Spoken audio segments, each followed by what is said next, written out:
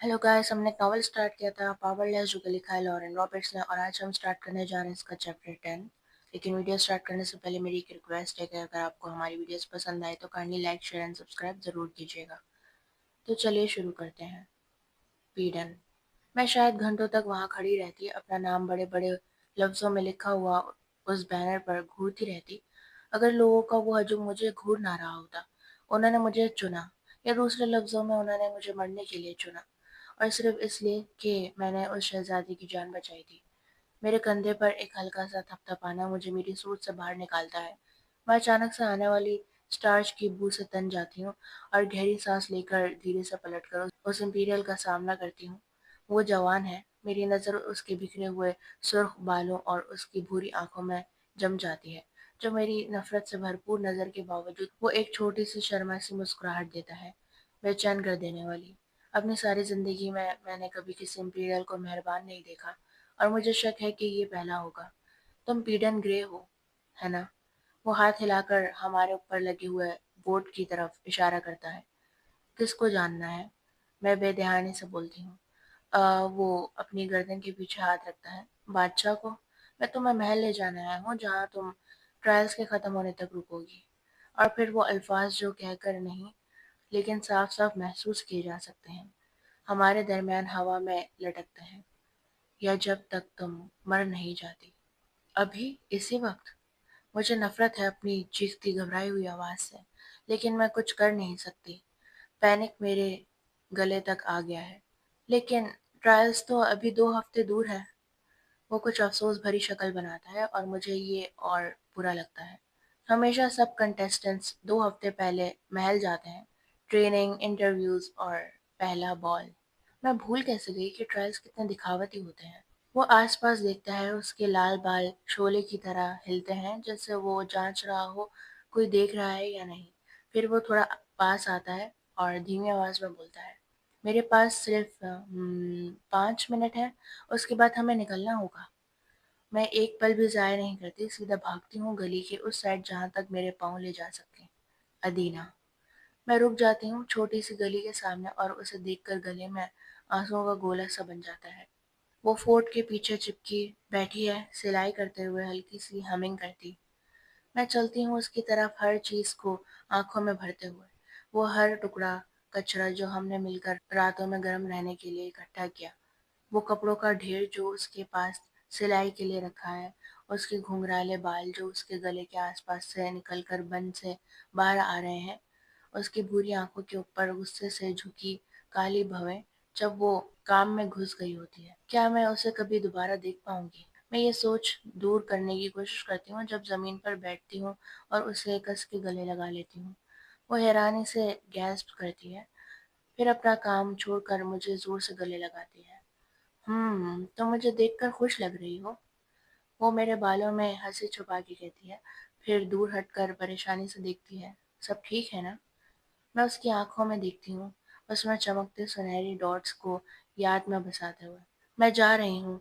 ए, क्या? उसके चेहरे पर डर और शक दोनों एक साथ उभरते हैं। वो मुझे ट्रायल्स में भेज रहे हैं। लोग चाहते हैं कि मैं वहां हूँ, शायद।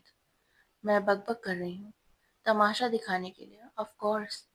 मैं एक कमजोर से मुस्कुराहट देती हूँ, लेकिन उसके चेहरे पर फैलती दहशत को कोई चीज नहीं रोक सकती। वो अपना नरम भूरा हाथ अपने मुंह पर रखकर सांस लेती है। ओह बे। वो रुक जाती है, जैसे अल्फाज ही नहीं मिल रहा है। लेकिन तुम्हारे पास तो कोई एबिलिटी भी नहीं। सब ठीक हो जाएगा, मैं कहती हूँ, उसे समझाने के लिए और खुद को भी। मैं ये कहने की हिम्मत भी मत करना कि तुम ठीक रहोगी। वो गुस्से से बोलती है, उसका डर कुछ वक्त के लिए गुस्से में बदल जाता है।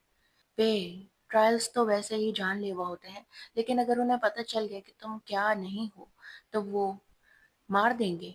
मैं उसकी बात काट कर बोलती हूँ, मुझे पता है। उसकी आंखों में डर वापस लौट आता है, इतना गहरा कि मुझे लगता है कि वो टूट जाएगी। मैं उसे देखती हूँ और एक उदासी भरी छोटी सी मुस्कुराहट मेरे होठों पर आती है।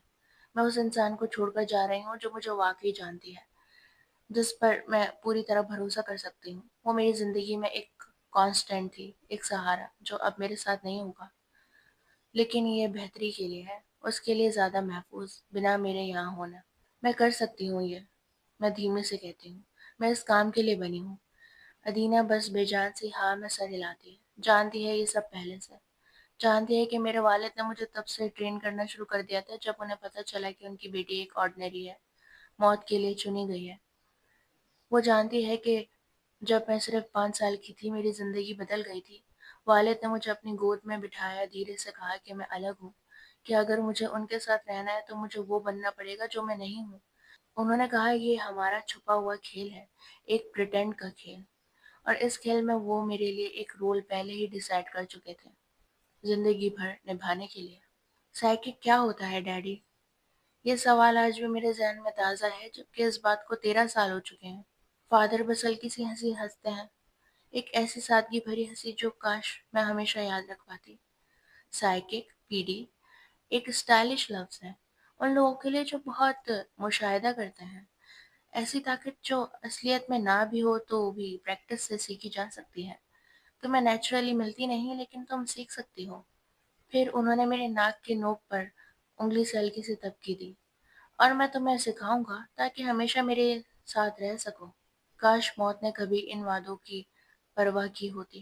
اچانک سے وہ مجھے ایک اور دم گھونٹی جھپی میں کھینچ لیتی ہے۔ واپس آ جانا میرے پاس، پلیز۔ اس کی آواز میرے بالوں میں دب گئی ہے۔ بس تم ہی تو میری آخری چیز ہو۔ میں دل سے چاہتی ہوں کہ یہ الفاظ اتنے حقیقت پر مبنی نہ ہوتے، اتنے ڈراؤنے نہ ہوتے۔ جب ادینہ کی ماں بیمار ہوئی تھی تو شاید میرے والد ہی تھے جو ان کا علاج کرنے کی کوشش کر رہے تھے۔ ہیلرز سلمز میں مشکل سے ملتے ہیں اور لوگوں کو ان کی اتنی ہی ضرورت تھی جتنا ان سے پیار تھا۔ لیکن ایلیٹس بھی آخر میں انسان ہی ہوتے ہیں، اور ڈیتھ کی تو کوئی سیما نہیں ہے۔ اور کیونکہ ادینہ نے کبھی اپنے والد کو دیکھا نہیں، ہو سکتا ہے وہ اس ہیزل آنکھوں والے مرچنٹ کی بیٹی ہو جسے میں نے صبح لوٹ لیا تھا۔ ایک درد بھری ہنسی میرے ہونٹوں سے نکلتی ہے۔ اور تم بھی میری آخری امید ہو، اے۔ اچھا، وہ کہتی ہے، ناک سکیڑتی ہے اور مجھے دیکھنے کے لیے پیچھے ہوتی ہے۔ تو پھر تمہیں ہر حال میں لوٹنا پڑے گا۔ اگر یہاں کے کسی بندے کا چانس ہے ان خوفناک ٹرائل سے بچ نکلنے کا تو وہ تم ہو۔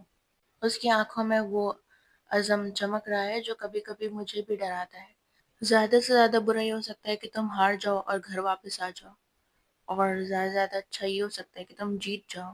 میں اس سوچ پر ہنسی روکتی ہوں، بیکار سی امید ہے، لیکن وہ مجھ سے اتنی ایمانداری سے کہہ رہی ہے کہ میں مسکرائے بنا نہیں رہ سکتی۔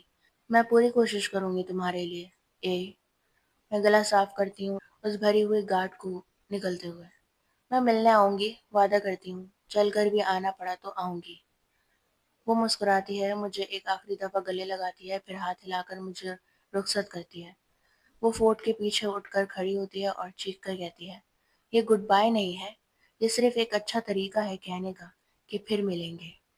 وہی چیخی ہوئی لائن جو وہ سالوں سے کہتی آئی ہے، لیکن آج پہلی بار یہ اصلی گڈ بائی لگتا ہے۔ تم میری فیورٹ ہو، اے۔ میں چیختی ہوں، میری آواز اپنے آپ بھر آتی ہے۔ اور تم میری، پے۔ مسکراتے ہوئے میں آخری بار اسے دیکھتی ہوں، پھر اپنی نظر ہٹا لیتی ہوں اور لوٹ ایلی کے راستے بھاگتی ہوں۔ ایک لمحے کو سوچتی ہوں کہ سب سے بھاگ جاؤں، امپیریل سے، ٹرائل سے، قسمت سے۔ لیکن وہ خیال جتنا جلدی آتا ہے اتنی ہی جلدی چلے جاتا ہے۔ بھاگو گی تو مرو گی۔ کم از کم ٹرائلز میں ایک چھوٹی سی امید ہے، بچنے کی، بس ایک چھوٹی سی۔ ہانپتے ہوئے میں واپس امپیریل کے پاس پہنچتی ہوں جس کے ساتھ اب ایک چھوٹی لڑکی بھی کھڑی ہے، نظر جھکائے مجھے گھورتی ہے۔ جانے کے لیے تیار ہو؟ وہ پوچھتا ہے دونوں کو دیکھتے ہوئے۔ میں بس سر ہلا دیتی ہوں جیسے کہ کوئی اور راستہ ہو۔ ہم روٹ سے گزرتے ہیں، خاموشی میں لوگ ہمارے راستے میں تالیاں بجاتے ہیں، شور مچاتے ہیں، مبارکباد دیتے ہیں جیسے یہ کوئی تہوار ہو۔ گلی کے آخر میں ایک کالی کوچ میرا انتظار کر رہی ہوتی ہے۔ ایک امپیریل سفید یونیفارم میں ڈرائیور کی سیٹ پر بیٹھا ہے، اس کی پوشاک دھوپ میں چمک رہی ہوتی ہے۔ ہمارا لال بالوں والا امپیریل دروازہ کھولتا ہے، پھر وہ ڈرائیور کے پاس چڑھ جاتا ہے۔ لڑکی اندر گھستی ہے اور میں اس کے پیچھے۔ دروازہ بند ہونے سے پہلے میں ایک آخری بار لوٹ ایلی کی طرف دیکھتی ہوں، پھر وہ دروازہ بند ہو جاتا ہے اور میں اپنی پرانی زندگی سے ہمیشہ کے لیے الگ ہو جاتی ہوں۔ کوچ کے اندر ہمیں ملائم کالے کشن سیٹس ملتی ہیں، اتنی نرم کہ میں کچھ پل کے لیے اس شہزادی جیسی سیٹ کو ہی گھورتی رہ جاتی ہوں۔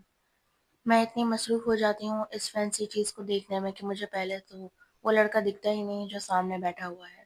اس کے بال براؤن ہیں، ڈھنگ سے سیٹ کیے ہوئے ہیں، آنکھیں گہری ہری، بالکل میری طرف ٹکی ہوئی۔ اس کی پوشاک سے صاف لگتا ہے کہ یہ کسی اچھے سلم ایریا کا ہے، شاید ڈیفینسو ٹائر میں آتا ہو۔ جیسے ہی کوچ جھٹکے سے آگے بڑھتا ہے میں فوراً دیوار پکڑ لیتی ہوں۔ چھوٹی جگہ مجھے پہلے ہی پسند نہیں اور چھوٹی حرکت کرتی ہوئی جگہ تو اس سے بھی زیادہ نہیں۔ میں گہرا سانس لیتی ہوں، خود کو سنبھالتی ہوں اور پھر اس بورڈ سی شکل والی لڑکی کی طرف دیکھتی ہوں۔ ہائے، میں کہتی ہوں، تھوڑا ماحول ہلکا کرنے کی کوشش میں۔ میں پہ مجھے پتا ہے کہ تم کون ہو، وہ بے دلی سے کہتا ہے اور فوراً اپنی نظر کھڑکی کے باہر کر لیتا ہے جیسے میرے ساتھ بات کرنا اس کے لیے وقت ضائع ہو۔ تم وہ لڑکی ہو جس نے پرنس کائی کی جان بچائی تھی، لیکن اس کی آواز میں وہ شک چھپا ہے، جیسے کہنا چاہتا ہوں ایسا کچھ بھی نہیں ہوا تھا، جیسے سب لوگوں نے دیکھا ہی نہ ہو۔ میں منہ کھولتی ہوں اور الفاظ بنا سوچے ہی نکل جاتے ہیں، بالکل صحیح، اور تمہاری کوئی پہچان نہیں ہے ورنہ میں تمہارا نام سن چکی ہوتی۔ اس کی آنکھیں فوراً میری طرف گھورتی ہیں، ناک پھلا کر۔ ایس ہوں میں، ایس ایلوے۔ یہ کہتے وقت تو وہ اپنے کالر کو ٹھیک کرتا ہے جیسے اس کے پاس کسی سپر ہیرو کا بیج ہو۔ میں ایلیوژنسٹ ہوں، ریئر ٹائپ، اس لیے یہاں ہوں۔ اس کی اسمائل ٹھنڈی ہے، آنکھوں کی طرح، اور مجھے وہ 20,000 شلنگز چاہیے تاکہ میں ان فلم سے نکل سکوں، تو جلد ہی سب مجھے جاننے لگیں گے۔ میں کبھی کسی ایلیوژنسٹ سے نہیں ملی لیکن جو سنا ہے اس سے تو یہ صاف ہے یہ لڑکا خطرناک ہے، چاہے ڈیفینسو ہو یا نہیں۔ تم کون ہو؟ وہ پوچھتا ہے میری بغل میں بیٹھی لڑکی سے۔ کیا کر سکتی ہو؟ وہ لڑکی ہم دونوں کے بیچ جھجکتی ہے، جیسے کہیں غائب ہو جانا چاہتی ہو، اور پھر وہ واقعی غائب ہو جاتی ہے۔ ایک پل میں وہ میرے بغل میں ہوتی ہے اور اگلے ہی پل میں خالی سیٹ نظر آتی ہے، پھر کچھ سیکنڈ بعد وہ واپس نظر آتی ہے، دھیرے دھیرے اپنی جگہ پہ مٹیریلائز ہوتی ہے۔ ویل، ہیرا ہوں، وہ ہلکی سی آواز میں کہتی ہے۔ اس کی گہری براؤن آنکھیں مجھ سے ملتی ہیں جب وہ اپنے کالے بالوں کا ایک ریشہ کان کے پیچھے کرتی ہے۔ اس حرکت میں کچھ جانا پہچانا سا لگتا ہے، ہو سکتا ہے وہ ان پاپولر ویلز میں سے ہو جو سڑک پہ جادو دکھاتی ہے۔ میں پیڈن ہوں، میں کہتی ہوں، جب کوچ کی چیچی کرتی ویلز پتھر بھرے راستے پر گرجتی ہیں۔ تمہاری پاور کیا ہے؟ ہیرا پوچھتی ہے معصومی سے۔ سائیکک، میں کندھے اچکاتی ہوں جیسے یہ بات چھوٹی ہو۔ زیادہ کچھ نہیں، بس لوگوں کے اسٹرانگ ایموشنز محسوس کرتی ہوں اور کبھی کبھی کچھ فلیشز ملتے ہیں، بس اتنا ہی۔ جھوٹ، تمہارے پاس کچھ بھی نہیں۔ ریئلی؟ ہیرا کی آنکھیں گول ہو جاتی ہیں، شاید اس بات پہ حیران ہو کہ کوئی اتنی کمزور سی منڈین پاور کے ساتھ ٹرائلز تک پہنچ گئی، وہ بھی ایک سائلنسر کو ہرا کر۔ یہ ایک انکنٹرولیبل مینٹل ایبیلٹی ہے، میں کہتی ہوں، بالکل ویسے ہی جیسے کوئی کسی بورنگ ٹروتھ کو بتا رہا ہو۔ وہی وجہ تھی کہ جب میں نے پرنس کائے کو بچایا تھا، سائلنسر میری سوچ میں گھس نہیں پایا۔ میں اس کی طرف ایک تیز نظر ڈالتی ہوں، ایک ایسی نظر جو کہہ رہی ہو، سمجھی؟ شاید اسی وجہ سے لوگ مجھے ٹرائلز میں دیکھنا چاہتے ہیں۔ ایس، دا ایس، نام کے ساتھ ہی ایٹیٹیوڈ، ناک سے ہنسی اڑاتا ہے۔ وہ صرف اس لیے چاہتے ہیں کہ تمہیں پرجنگ ٹرائلز میں مرتے ہوئے دیکھیں، منڈین۔ میں اس کی طرف دیکھتی ہوں، بالکل شانت، پھر دھیرے سے میری مسکراہٹ ابھر کے ہونٹوں تک پہنچتی ہے، چھوٹی سی لیکن کافی۔ اوہ، موسٹ ڈیفینیٹلی، میں کہتی ہوں، جیسے یہ کوئی بڑی بات نہ ہو، لیکن کم از کم وہ مجھے دیکھ تو رہے ہوں گے۔